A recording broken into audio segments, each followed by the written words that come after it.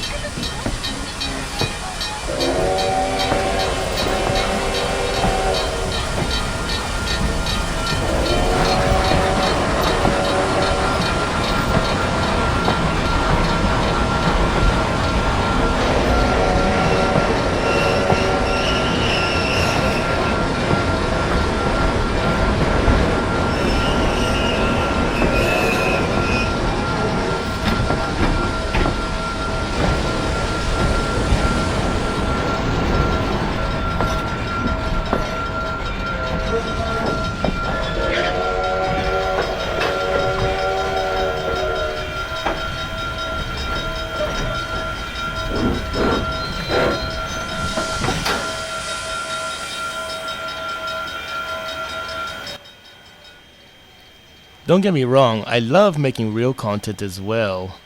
In fact, I had a lot of fun making the Kovalon lighthouse.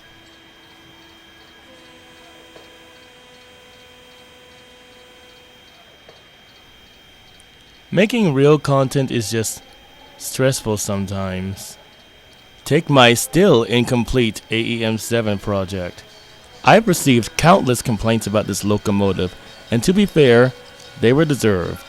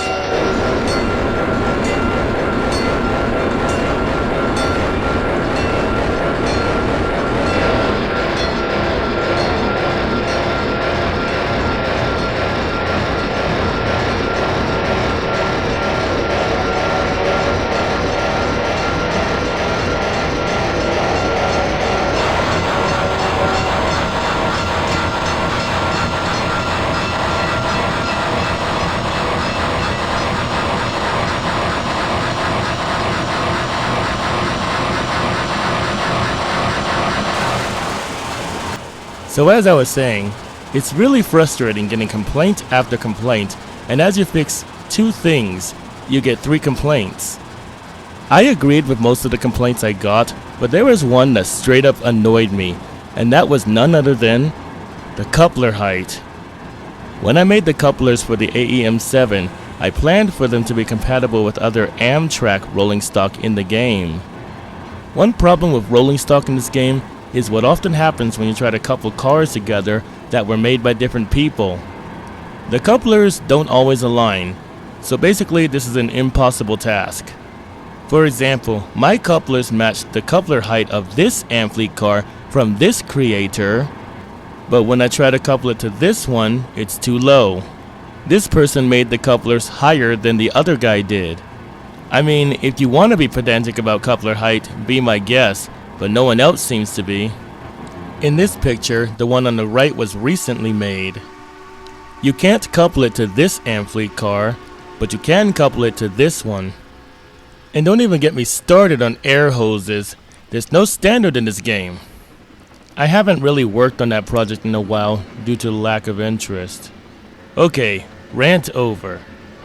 Getting back to this much more fun route, I really enjoyed setting up the lore. Here's how it works. Due to the Earth's population constantly increasing, the North Pole is starting to have trouble keeping up with the demand for toys.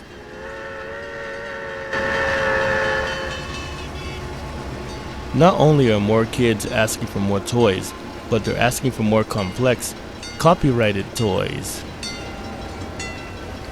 So basically the plot of every single Christmas movie known to man, but with a little twist. Instead of the problem being, kids are selfish now and we're losing our Christmas magic, it's more like, we don't have enough workers to meet demand. There's also legal issues. They had to hire an entire legal department to make sure they don't get sued whenever they manufacture a branded product. Eventually they decided, our population isn't up to the task. We need to start hiring foreigners. As you might have guessed, this was met with great opposition. Some people protested in the streets, chanting phrases like, "The foreigners are taking our jobs," and "They're mooching off of the government," and "Outsiders shouldn't know our secrets," and "The elf replacement theory is real." By the way, this is not based on any political events that may or may not be occurring in any countries in particular. I made all this up, I swear. This isn't based on any real life events or people. What do you mean it reminds you of? It's fictional. Eventually they fell so far behind that the government approved the plan, against the will of the conspiracy theorists. There are still people who oppose this idea to this day, but thankfully they are in the minority.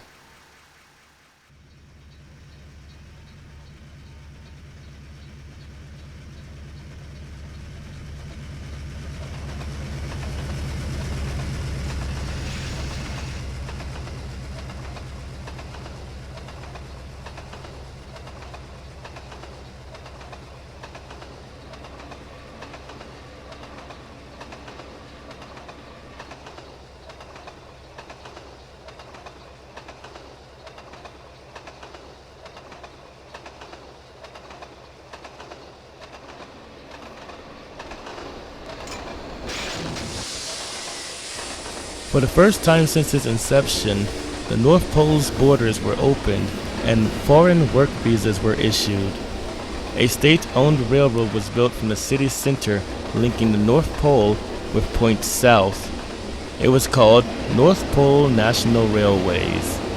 This is where the Polar Express comes in. The Polar Express is a state-owned business train that carries North Pole employees and new recruits from Chicago to the North Pole. The train used to be 7 cars long, but eventually, employees started requesting that their immediate families could ride it. The train was lengthened to 10 cars. When word got out about this train, kids started asking Santa for rides on it for Christmas. 2 huge changes were made to this service. The train service was extended to run all year round, and the length was increased to 20 cars.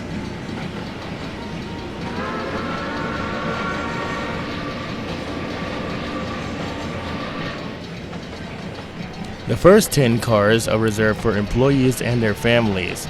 The last 10 cars are for tourists. Shorter trains are still run during off-peak times. Eventually, state governments started cooperating with the North Pole to expand this popular train service further east. The train has now made it as far east as Hoboken, New Jersey. Later on, the logistics department discussed plans with Santa to start a new freight railroad. That way, they could import the necessary materials to manufacture toys at a much larger rate. Santa agreed, but unfortunately, the tight-fisted Treasury Department only gave them enough money to start a company, and not enough to purchase railroad equipment. When they came back asking for more money, the Treasury Department said, "We gave you enough money for 2 steam locomotives, a caboose, and 100 freight cars." Denied. The newly formed North Pole Freight was forced to outsource the work to several railroads.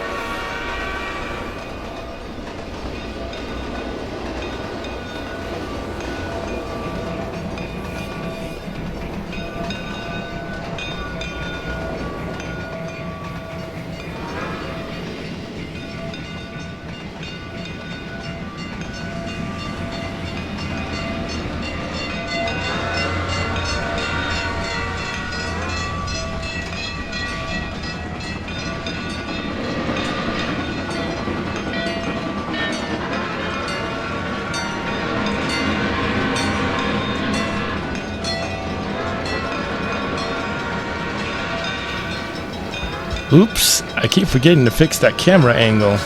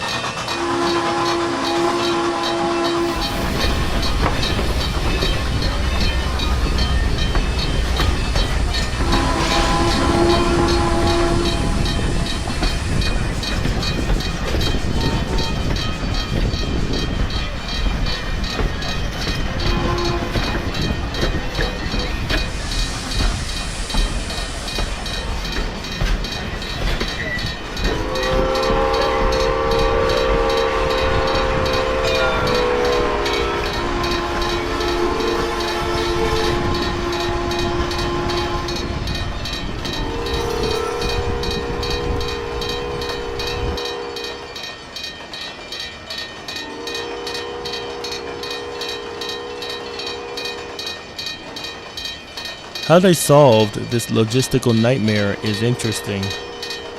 They would call the railroads and tell them what they needed delivered. The railroads would then drop off the cargo at Port Newark. They then had to pay a different railroad to drop off all the cargo at Chicago. At this point, the freight railroads realized that they could make a ton of money off of deliveries to the North Pole. Most of them formed a group called the Freight Transport Alliance. They would tell the North Pole, for safety reasons, we can only haul trains in groups of 25 or 50 cars. This forced the North Pole to split the trains into several sections and hire multiple railroads to haul just one of them. The only three railroads that didn't join this alliance were Union Pacific, Southern Pacific, and the Pennsylvania Railroad.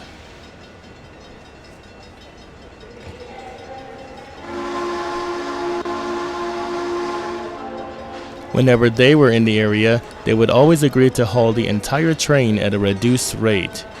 They did this in hopes of receiving a special freight contract.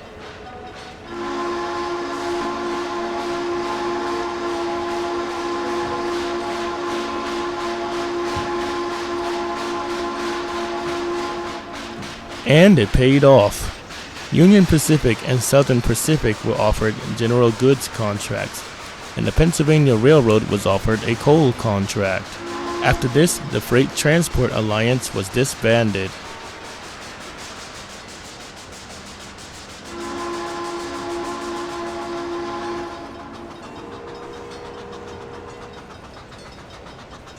At some point, the demand for passenger service became more than what the Polar Express could handle.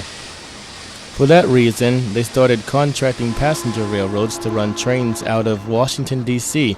under the name Aurora Lines. The North Pole doesn't care which railroads run these services.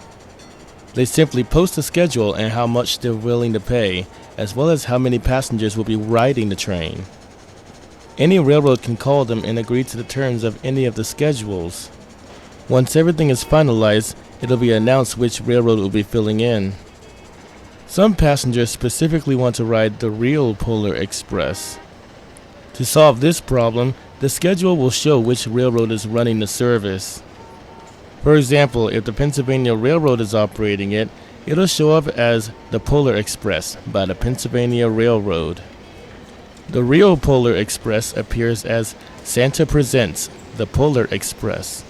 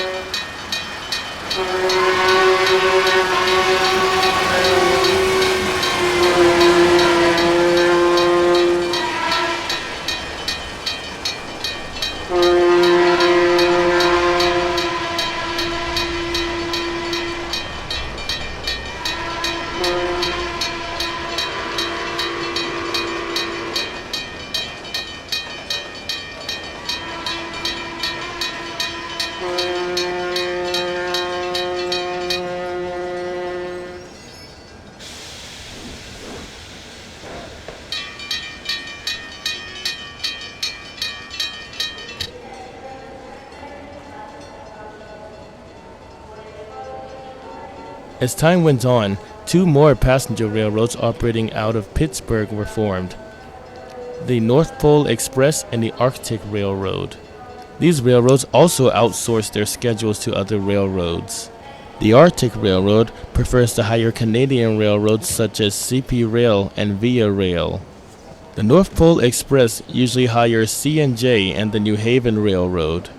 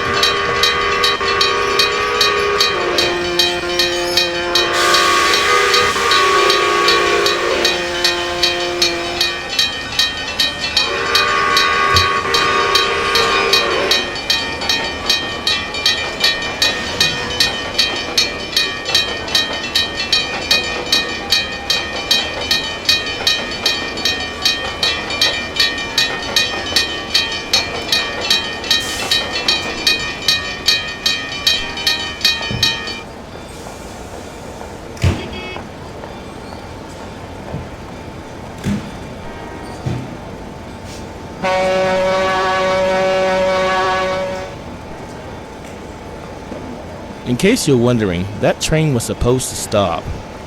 I have no idea why it didn't. This route has been really glitchy lately. This is my 4th attempt to film it. For some reason, the southbound local track is not working correctly. Anyway, with all these railroads now going to the North Pole, they were forced to widen the right-of-way from 2 to 4 tracks. Everywhere except Rudolph, where there was only enough space to add a 3rd track. After all the lines merge at Sault Ste. Marie, the first stop is Boughville. It is often mispronounced as Boughville, but it's actually Boughville. I've actually started testing the station, so I have some pictures of the platforms. This is an industrial town that produces lumber, plastic, and food ingredients. Track 1 has a platform on either side. One is for passengers only. The other is for the factory.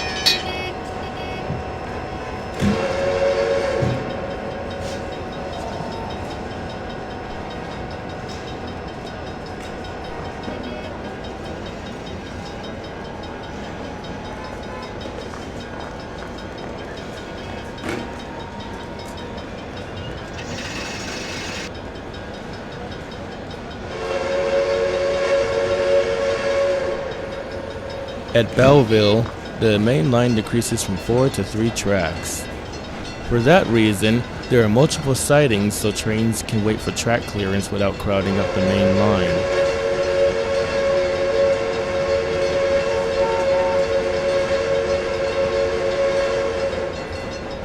Northbound trains always have the right-of-way over southbound trains.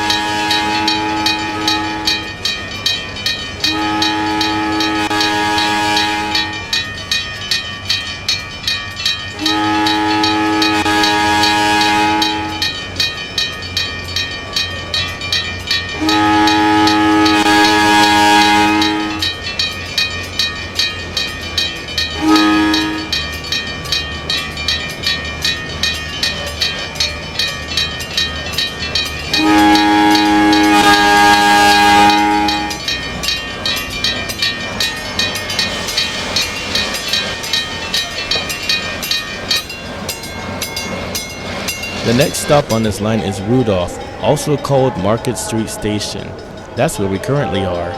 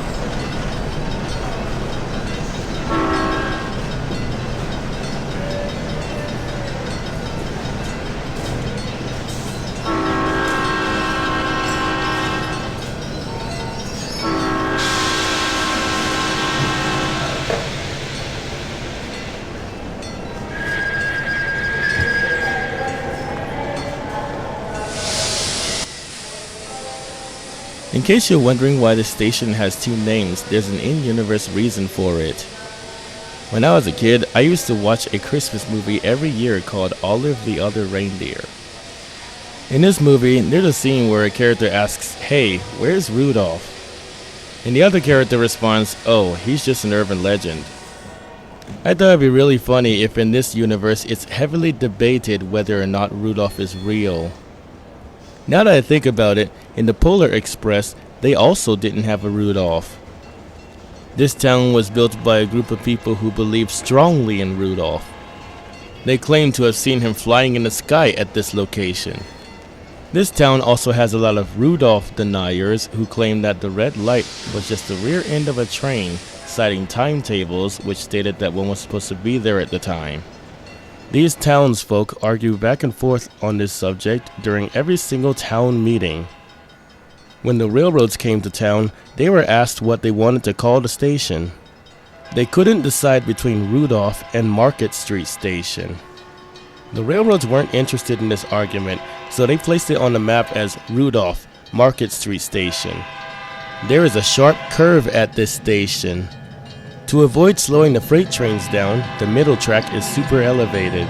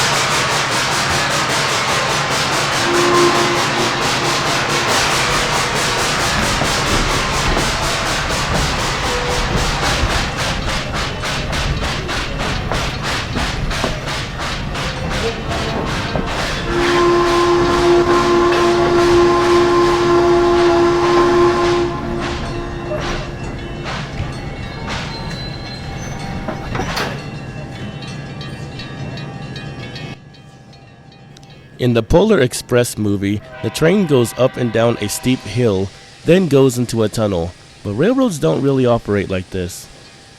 They would just tunnel through both hills. For that reason, the railroad will go through 2 consecutive tunnels, then enter the town of Hollyville. Hollyville will be where the Sleigh Crash of '64 happened. For those of you who aren't aware, in the movie Mickey's Twice Upon a Christmas, there's a scene where 2 reindeer are talking about this horrible sleigh accident. One of them says, "I've never seen so many toys scattered." The other says, "That barn came out of nowhere."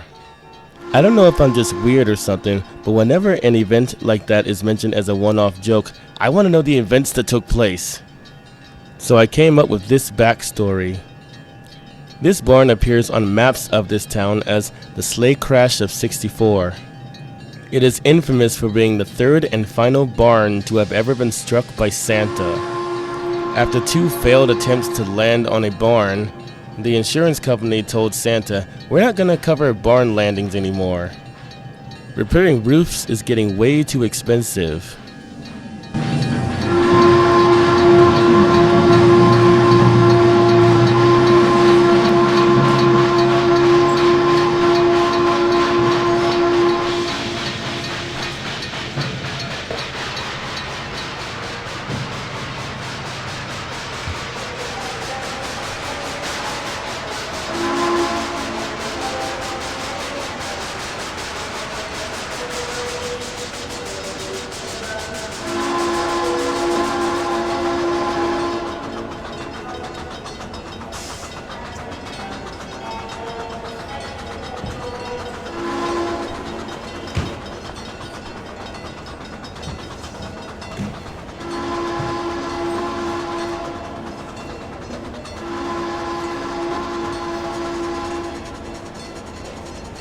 Fast forward to 1964, and it was a particularly foggy Christmas Eve. Santa tried flying closer to the ground to get his bearings. He then crashed into a barn whose doors happened to be open at the time. Toys piled up all over the ground. The accident took hours to clean up. Santa later called the insurance company and said, "Well, at least it wasn't the roof this time. There's a giant hole in the wall, though." "Were your headlights on?" "Yeah, I even had the high beams on." "What have we told you about using your high beams in the fog?" "No, you're paying out of pocket for this one." Santa doesn't understand the concept of inflation, so he gave the farmers $300, which wasn't nearly enough to cover the damages. At first they were going to sue, but once they discovered how much it would cost, they reluctantly decided to accept the offer. The farmers used the money to fix the barn just enough to make it structurally sound. Then they turned it into a tourist attraction. Eventually, they moved to a different location and sold the farm to the city. The city advertises it as the third place to be struck by Santa. Neither Santa nor the reindeer like to talk about this wreck, as they are quite embarrassed by it. Now we're at Glacier Gulch.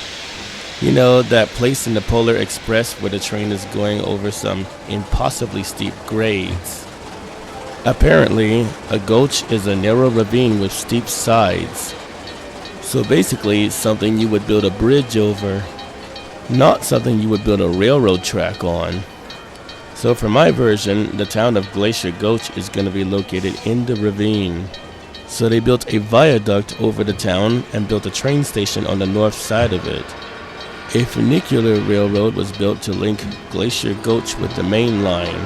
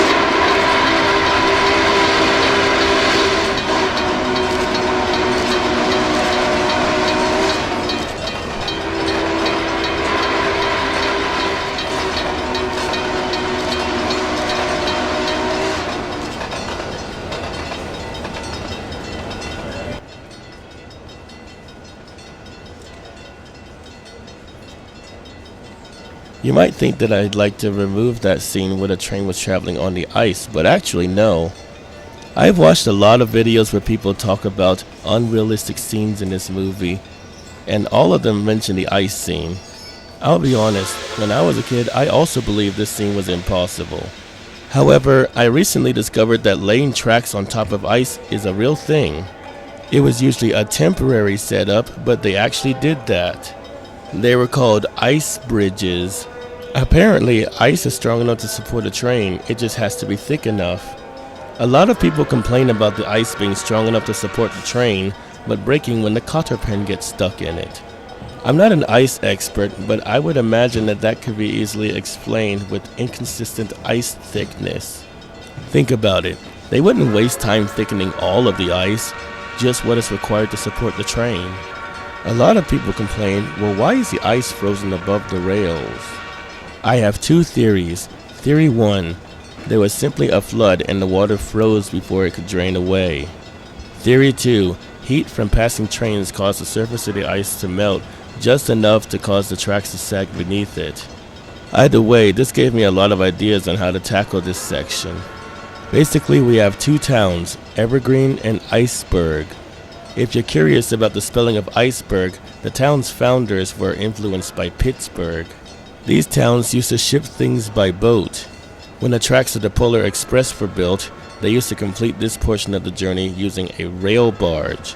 However, eventually, the entire lake froze over. Permanently. At first, the plan was to just wait until the lake melted. But after a month, the two towns put together their funds and built a 2-track main line over the frozen lake. Because there are only 2 tracks between these towns, local trains have to wait for freight trains and express passenger trains. The North Pole looked into widening the right-of-way to 4 tracks, but they couldn't due to weight restrictions. Both towns have lighthouses that were once used to guide ships, but now they have been turned into tourist attractions.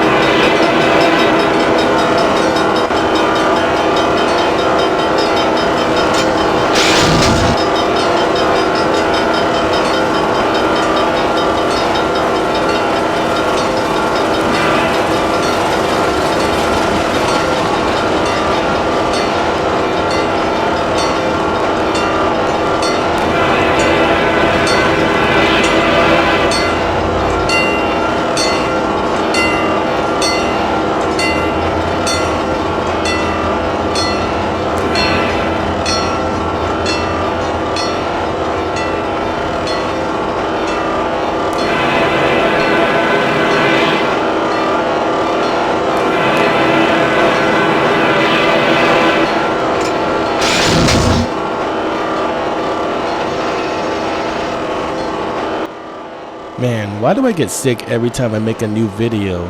This must be some kind of YouTube curse or something. Now we're at the Arctic Circle Museum of Failed Railway Experiments. This is the last stop before the North Pole and is actually my favorite stop on the line. The idea behind the station is that every once in a while, entrepreneurs try to sell the North Pole a new, futuristic transportation system. The failed experiments, basically everything but railroads, end up here.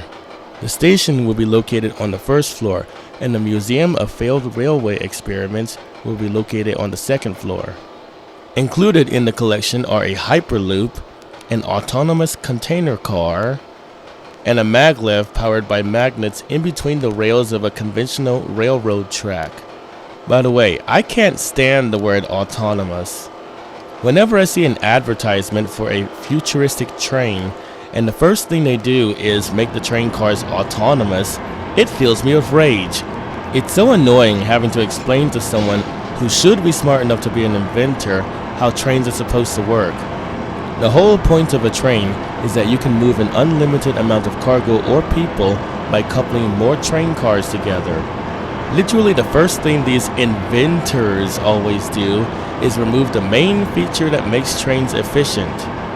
So yeah, this museum is how I take out my frustration on these annoying inventions.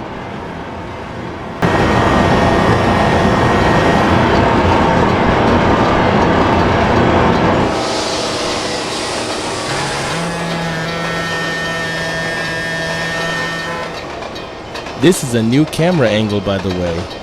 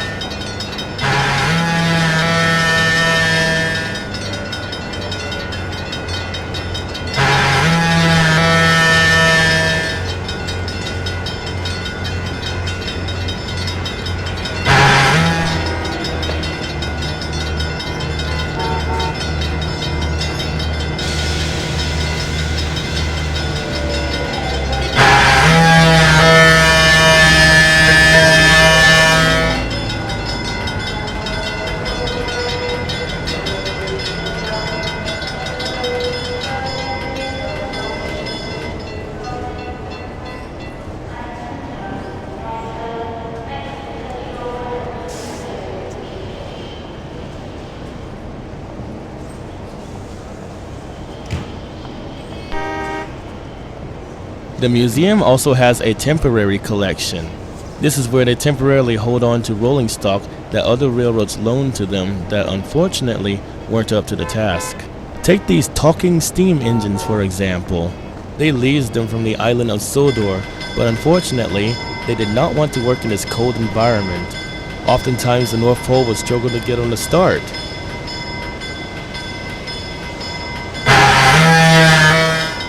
When they could start them up, they would repeatedly complain, "It's too cold, I want to go home."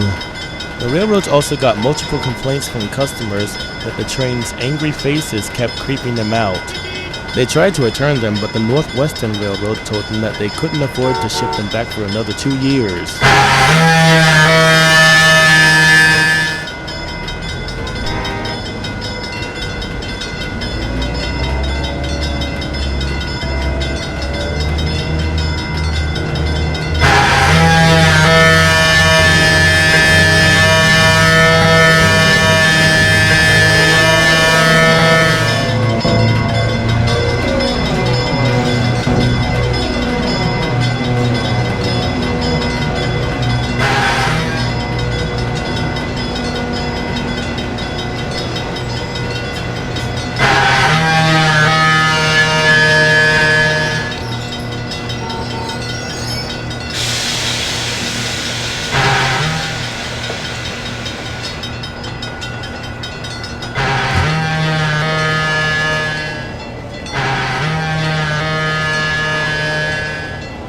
Since they refuse to run, they are being kept in this heated museum until arrangements can be made to ship them back to the UK.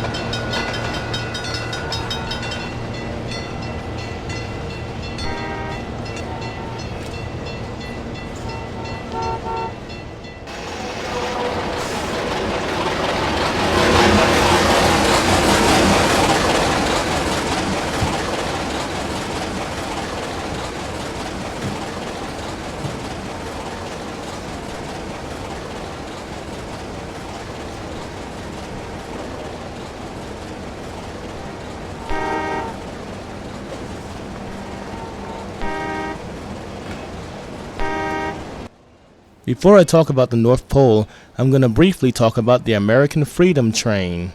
There's a running gag in this route that the United States keeps sending the American Freedom Train to the North Pole to convince them to become the 51st state.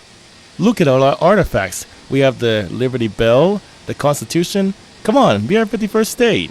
Each time this train is sent to the North Pole, they immediately send it back.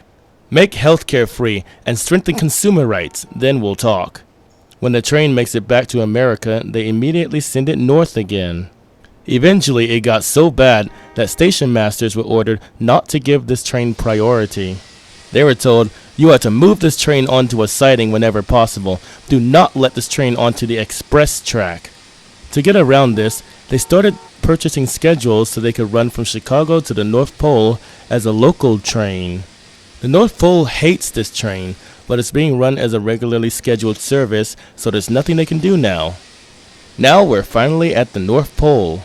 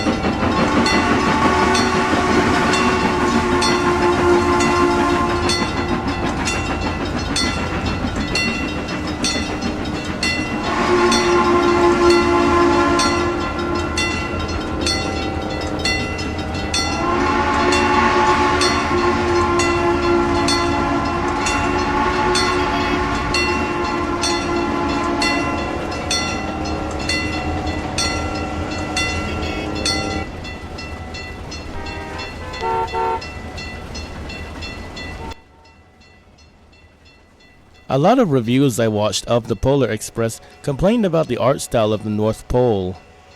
I don't know why, I liked the art style. In fact, I plan on doubling down on it. I plan on making brick stores and other buildings for this route. They're all gonna be reskinnable. The first store I plan on making will be a toy store. We still don't have that many toy stores in this game, at least not a lot of detailed ones. I plan on making a large multi-story toy store with a detailed interior. I even plan on having an animated train set going around the store. The train won't be that detailed since that would be a waste of pixels. But you will see some rectangles moving across something that resembles a track when you look into the window. All the buildings will have seasonal snow textures.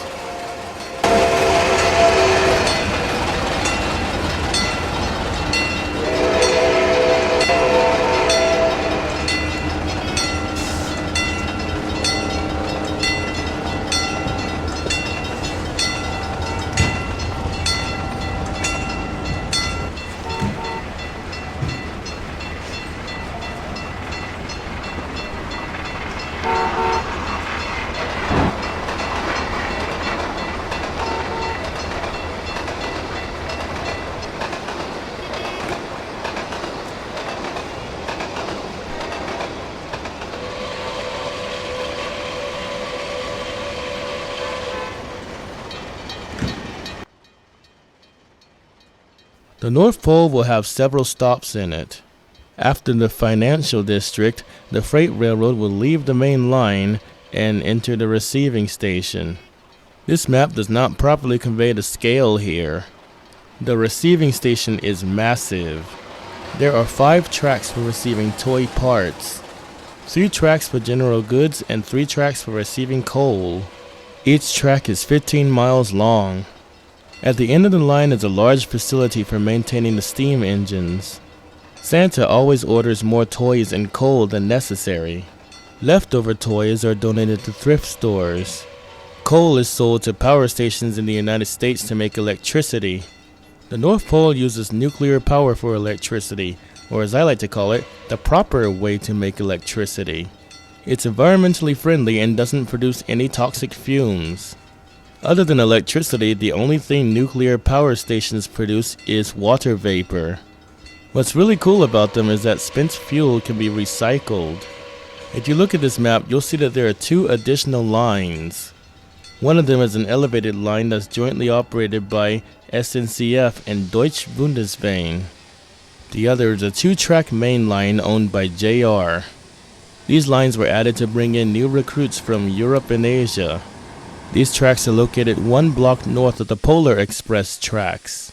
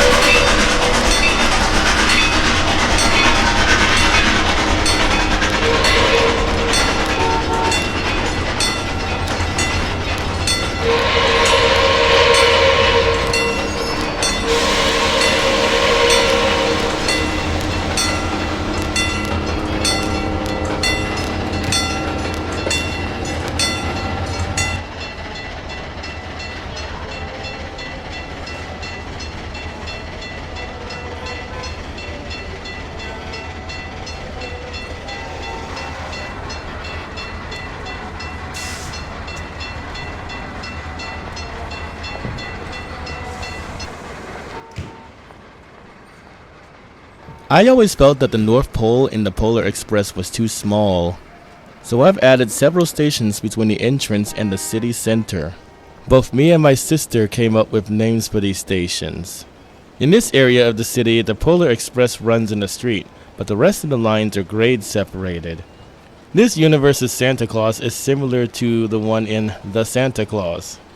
You know, that movie that caused me to misspell Santa Claus throughout my entire childhood. Whenever a Santa goes to the next world, am I allowed to say that? Whoever puts on the coat becomes the next Santa. The job is supposed to go to the next in command, but they accidentally wrote the law in such a way that anyone can do it. The street the Polar Express runs in is named after St. Nicholas III. This guy convinced everyone to make the switch from horses to reindeer. This street is also referred to as Railroad Street by locals.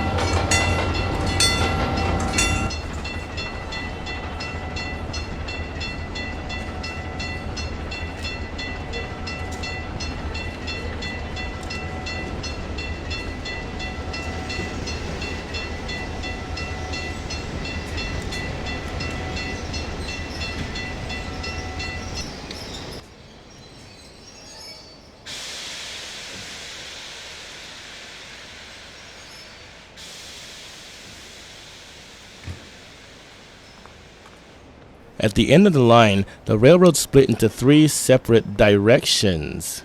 There's a transfer station right before this happens. 2 of the lines go directly to Santa's office building. The Polar Express and all trains that are filling in for it go to the Christmas Tree Loop located in the city center. All other lines go to North Pole Terminal, where you can transfer to a subway and monorail. These trains go to points east and northeast of the city center.